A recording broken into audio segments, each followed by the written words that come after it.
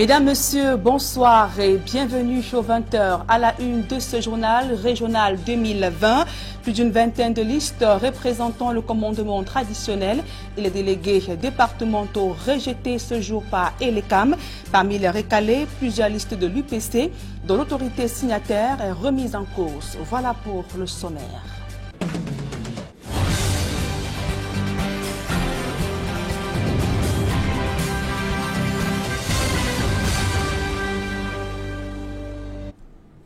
Mesdames, Messieurs, une fois encore, bonsoir et merci d'honorer ce rendez-vous de l'information sur Equinox Télévision. Je vous le disais en titre, régional 2020. Parmi les candidats écartés de la course aux régionaux, 9 listes des chefs traditionnels et 6 listes des délégués départementaux ont été rejetées ce jour par ELECAM. Notamment, il faut également préciser que ELECAM déclare donc éligible la liste de 16 partis politiques. On fait le point dans ce reportage de Aïe Cyril. Sur 120 listes de candidats présentées par le commandement traditionnel, 111 ont été retenus et 9 rejetés. Sur 117 listes de délégués départementaux, 106 sont validés et 6 rejetés. Les motifs de rejet portent pour l'essentiel sur le non-paiement de la caution et le défaut de présentation d'un extrait de casier judiciaire, affirme ELECAM, qui précise également avoir travaillé en toute impartialité.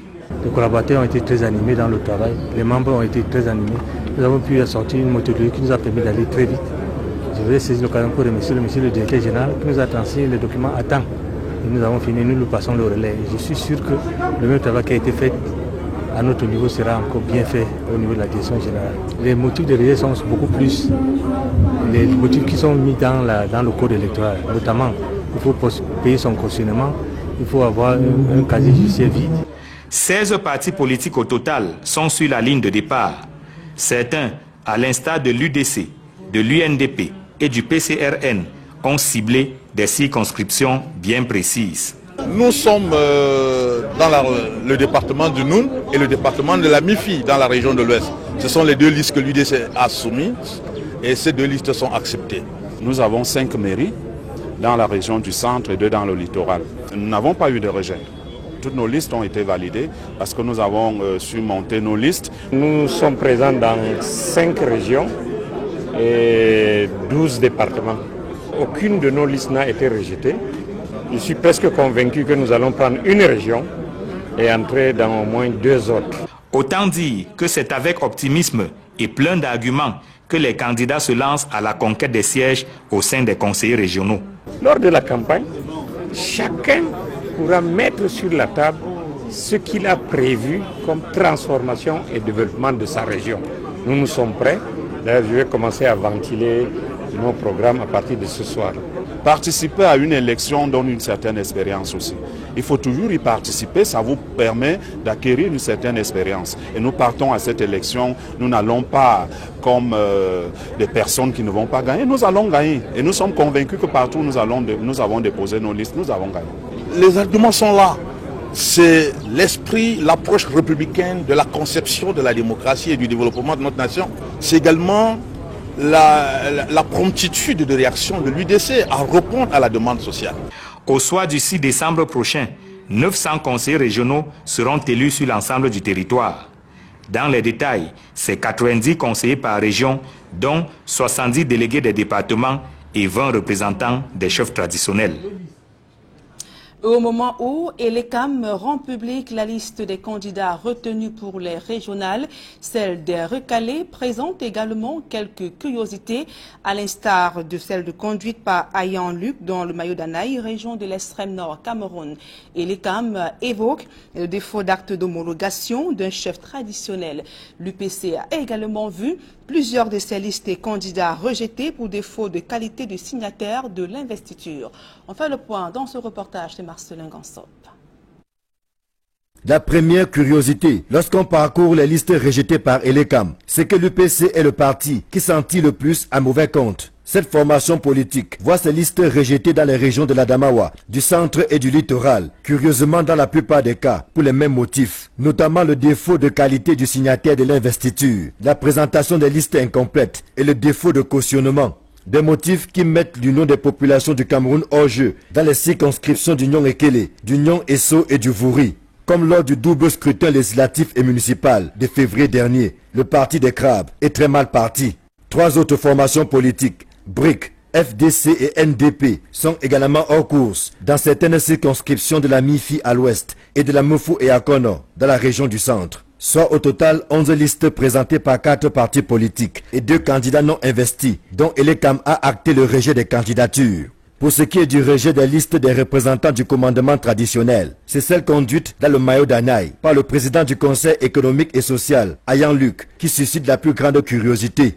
Le motif relevé par Elekam parle du défaut d'acte d'homologation d'un candidat au nom de Amadou Daïrou. Pour le reste, le motif qui revient le plus concerne le dépôt des listes incomplètes. Ensuite, le non-respect de la composante sociologique. Et comment ne pas relever pour s'interroger le fait que plusieurs listes ont été rejetées parce qu'elles étaient conduites par des chefs de 3e degré, là où il y avait pourtant des chefs de 2e degré. Soit au total 9 listes qui ont été rejetées pour ces différents motifs, barrant la voie à plusieurs chefs traditionnels, sous réserve du contentieux préélectoral qui s'ouvre sous peu, maintenant que Elekam a publié les différentes listes. Et dans ce journal, évoquons la grande criminalité qui a fait son nid dans la région de l'Ouest Cameroun. Après l'assassinat d'un conducteur de moto-taxi dans la ville de Djon il y a 2 semaines, un autre conducteur a été abattu dans la ville de Bafoussam, toujours dans la région de l'Ouest Cameroun. Le récit des faits avec Leclerc Sakem. Le jeune Tala Marco, la vingtaine sonnée, basket-leader de métier, a été froidement abattu dans la nuit de jeudi au quartier Véché dans la ville de Bafoussam par des individus non identifiés. Comme dans un rêve, sa sœurette, encore sous le choc, raconte. 22 heures, j'étais dans la chambre avec lui, il était endormi, j'étais couché sur le canapé, il était sur le lit. Et subitement, puisque la porte n'était pas fermée, ils ont frappé brusquement à la porte, ils sont entrés et ils ont pointé l'arme dessus lui, ils ont demandé qu'il lui donne son téléphone et de l'argent. Il a dit qu'il n'a pas de l'argent et qu'il ne doit pas lui donner son téléphone. Ils ont chamaillé et après il a demandé qu'il voulait sortir, ils ont refusé et après il lui a encore demandé s'il voulait vraiment sortir. Il a dit oui. Dès qu'il s'est levé, il a pris la poêle, il ne sait pas s'il voulait frapper ou pas, mais je lui ai juste reconnu sur lui déjà, qu'on avait attiré. L'un des voisins du dessin qui a croisé la route de ces individus n'en revient toujours pas. J'étais couché, je n'avais pas la porte fermée. Directement, je vois quelqu'un devant moi avec l'arme, il pointe l'arme sur ma tête, il me demande de descendre sur le lit et me coucher au sol. C'est là où je descends maintenant, je me couche plutôt au sol, il me demande le téléphone. Je dis que voilà le téléphone. Il prend mon téléphone, il dit que les jeunes utilisent les bons téléphones, d'ailleurs tu utilises aussi le Choronko. Hein? Tu n'as pas honte. C'est là où je dis que grand, c'est ce que j'ai présentement. La suite ne sera pas du tout douce. Directement, il dit que tu bouges de là, je tabac. Quand il me dit que tu bouges de là, je tabac, je n'ai pas moi résisté. Je suis resté à ma même position là où ils m'ont mis. Ils sont sortis, ils sont entrés chez le voisin. Donc, quelques 3 à 4 minutes, j'ai entendu coup de feu comme nous sommes sortis. Quand nous sommes sortis, quand tous les voisins sont sortis, on le transportait à l'hôpital. Malheureusement, ce dernier va rendre l'âme à l'entrée de l'hôpital régional de Bafoussam. L'enquête diligentée par la brigade de recherche de Bafoussam 1er permettra de faire la lumière sur cet assassinat. Pour l'heure, la dépouille du jeune Tala a été déposée à la morgue de ce centre hospitalier. Et dans la région de l'extrême nord Cameroun, la situation sécuritaire demeure tout aussi préoccupante dans le maillot d'Anaï. Là-bas, près d'une vingtaine de personnes, toutes membres des comités de vigilance, ont été tuées lors des différentes attaques du groupe terroriste Boko Haram. Et face donc à la recrudescence de ces incursions, les fils et filles de ce département du maillot Tsanaga se mobilisent pour éradiquer l'insécurité. Amadou Daïro, Julien Berthe-Bissaï. Les 6 derniers mois de l'année 2020 ont été très sanglants dans le maillot Tsanaga. Le département a connu des violences sanglantes et tueries dans des attaques répétitives de Boko Haram. Dans les arrondissements du maillot Moskota, limitrophe au Nigeria, Mokolo et Koza, plus de 21 villages ont subi des exactions des djihadistes, pillage des récoltes, vol de bétail. Et vraiment, comme vous le savez, nous sommes en train de subir les différentes attaques dans nos différentes localités de Tourou, vraiment que nous ne pouvons supporter depuis 2014 jusqu'à nos jours. Ces gens ne nous laissent jamais. Ils viennent la nuit à partir de minuit 1 h du matin, 2 h pour venir attaquer. En ce moment, d'autres personnes sont endormies. L'insécurité ambiante a vidé toutes ces localités de leurs habitants, fuyant des attaques. La situation se dégrade de jour en jour avec des membres des comités de vigilance et des forces de sécurité tués.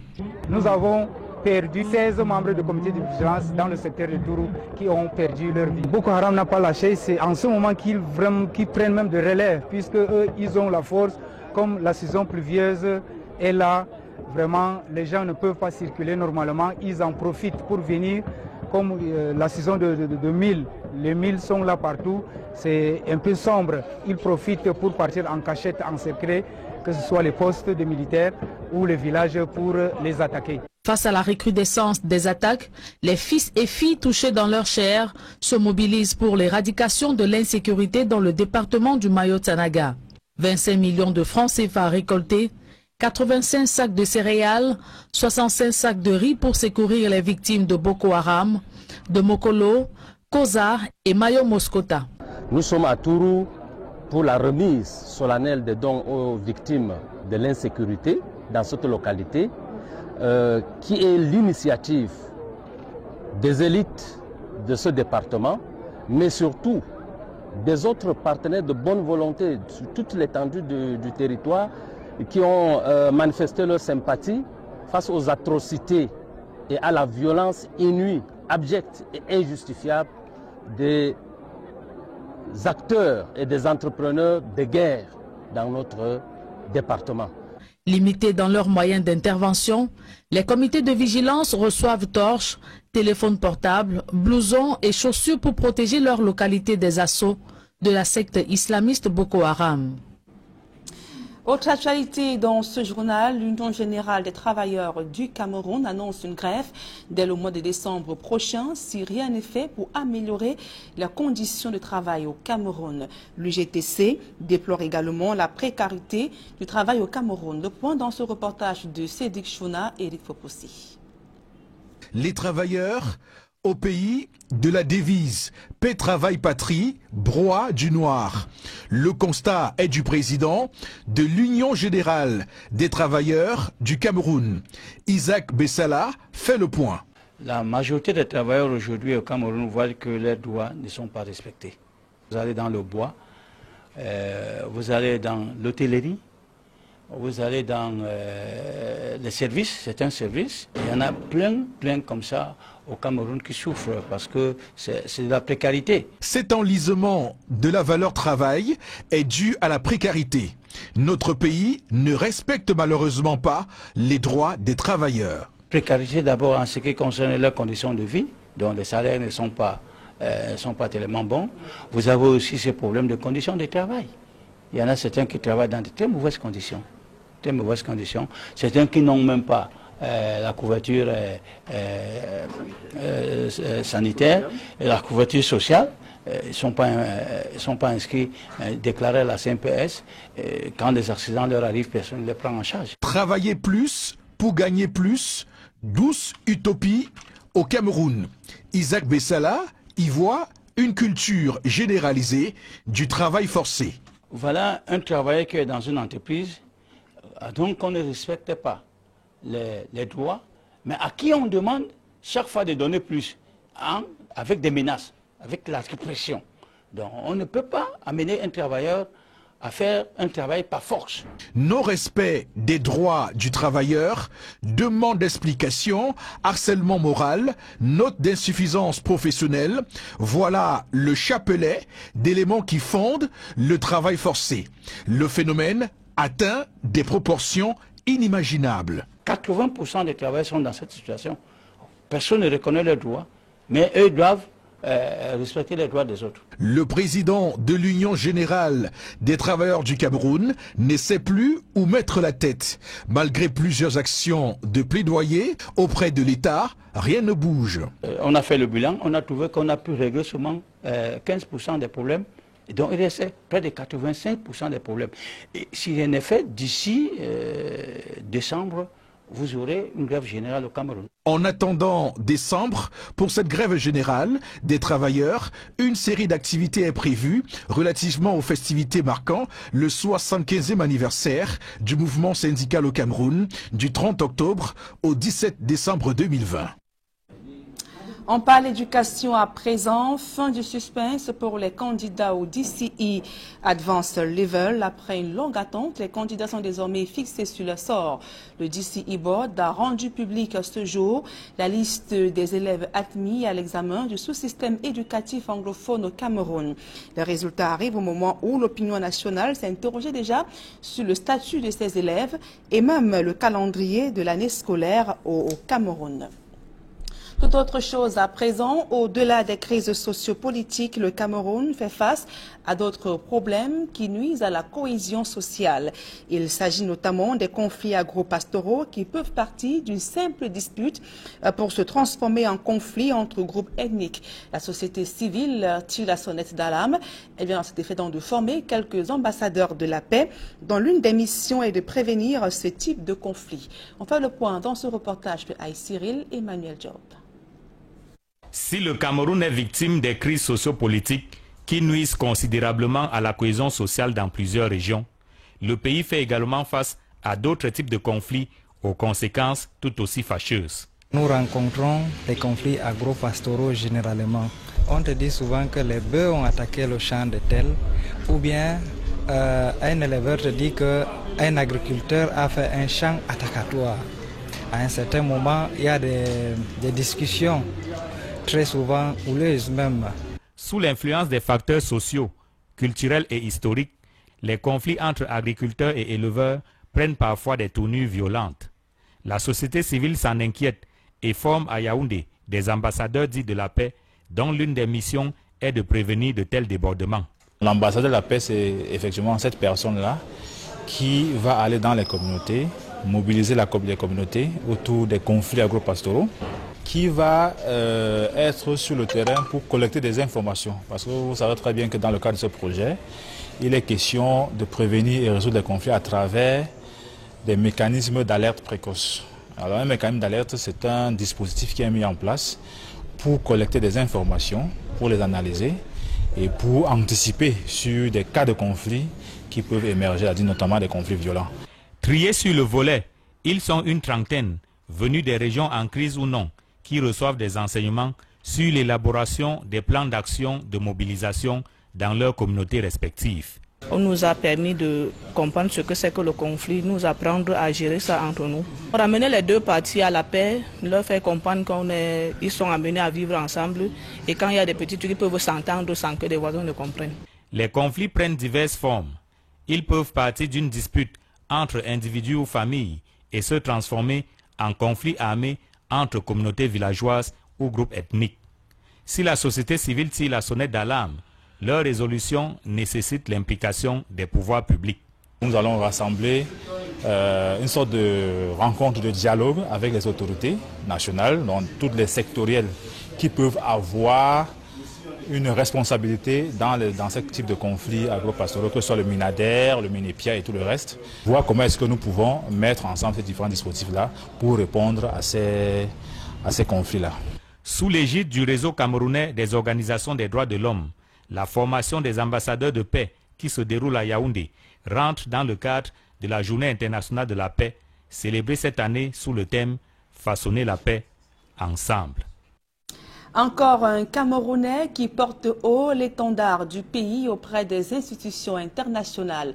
Le professeur Maurice Kenyé Kamga, élu récemment juge au tribunal international du droit de la mer à Hambourg, a officiellement prêté serment hier. Il a été donc élu pour un mandat de 9 ans. Titulaire d'un doctorat en relations internationales, le professeur Maurice Kenyé Kamga était avant donc élection secrétaire juridique à la Cour internationale de justice à La Haye, poste qu'il occupait depuis 2008. Écoutons à présent un cliché sonore de cette prestation de serment. Avant d'appeler chacun des juges élus, alors tour à tour, pour qu'ils fassent leur engagement, prononcent leur engagement solennel, je voudrais vous donner des informations quant à leur expérience professionnelle. Nous avons maintenant M. Maurice Kamga du Cameroun. M. Maurice Kamga détient un diplôme de bachelor et LMM de l'Université de Yaoundé et un PhD en relations internationales de l'Institut international de relations internationales du Cameroun. Il a également un PhD en droit international de l'Institut d'études internationales de Genève. Il est entré dans les services diplomatiques du Cameroun en 1994, où il a exercé différentes fonctions. M. Kamga a exercé des positions au sein du Tribunal international du droit de la mer, Cour pénale internationale, Tribunal de l'ancienne Yougoslavie, et il a été titulaire des Nations Unies, Hamilton S. Amerency.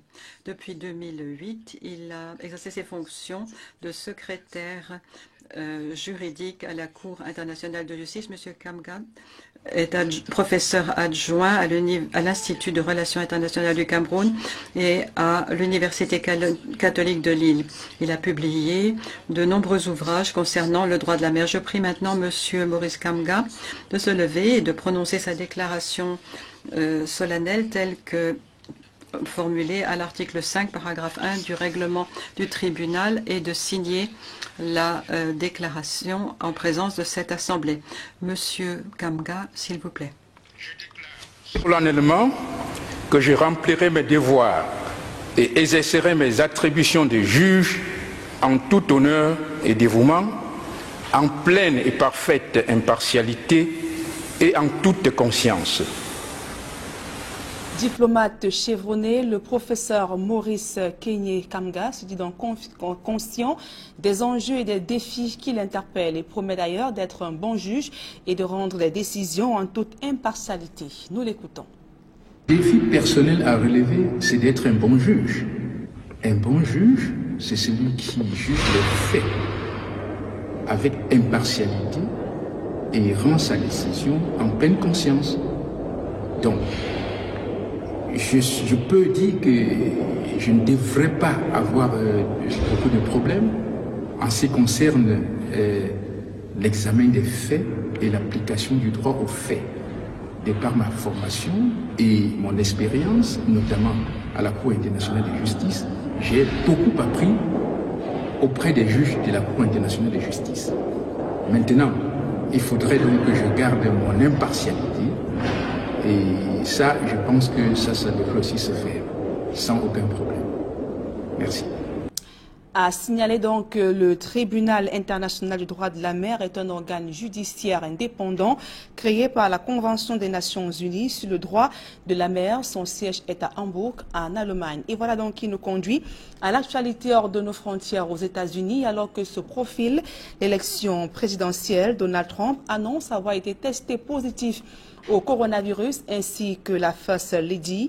Le candidat donc a un deuxième mandat à la Maison-Blanche avait été placé en isolement jeudi dernier, immédiatement après son débat télévisé avec Joe Biden. L'annonce de la contamination du président américain va donc, selon des experts, avoir un impact sur le déroulement de la campagne électorale. Le reportage de Gladys Sidi. Le coronavirus s'invite plus que jamais dans la campagne aux États-Unis. Testé positif, Donald Trump est confiné à la Maison-Blanche, sa campagne à l'arrêt. Il avait annoncé jeudi qu'il se plaçait en quarantaine dans l'attente des résultats d'un test, après celui positif d'une de ses proches collaboratrices. Dans son tweet, le président américain écrit: la première dame et moi-même avons été testés positifs au Covid-19. Nous allons entamer notre quarantaine et notre protocole de rétablissement immédiatement. Nous allons nous en sortir ensemble. Après le tweet de Donald Trump, c'est un déferlement de réactions. En 15 minutes, le message a déclenché 46 000 réponses, 146 000 j'aime et plus de 170 000 retweets. Et le triple, 45 minutes plus tard. Les réactions sont diverses, des mots de soutien aux critiques agressives. De nombreux internautes évoquent le port du masque que Donald Trump, soucieux de dédramatiser la portée du coronavirus aux États-Unis, a toujours rejeté. Mardi encore, lors du premier débat en vue de la présidentielle qu'il a opposé au candidat démocrate Joe Biden, il s'est moqué de son adversaire qui aborde toujours son masque. Dès l'annonce du test positif du président américain, les contrats à terme sur les actions américaines ont chuté. Donald Trump est accusé d'avoir envoyé des signaux contradictoires et confus, mais aussi d'avoir manqué de compassion face aux ravages provoqués par la maladie. La gestion de la pandémie lui vaut de très vives critiques de la part de ses adversaires, mais aussi de scientifiques et certains élus de son propre camp. Il a fini par replacer malgré lui le Covid-19 au beau milieu de la campagne présidentielle américaine. Le candidat démocrate va prochainement faire un test. Si celui-ci est négatif, ce serait un sérieux avantage sur son rival à un mois de la présidentielle prévue le 3 novembre aux États-Unis.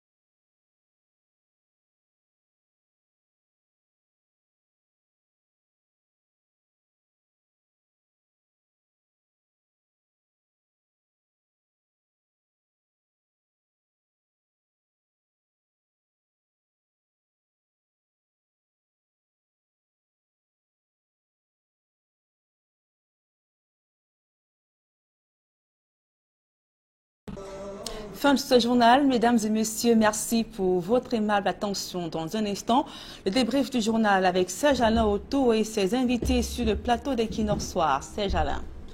Voilà, Nadine Niambou, un seul titre, retour sur ces résultats du DCE et O-Level qui tombent seulement deux jours, on va le dire comme ça, avant la rentrée scolaire. Un seul point à l'ordre du jour pour ce débrief.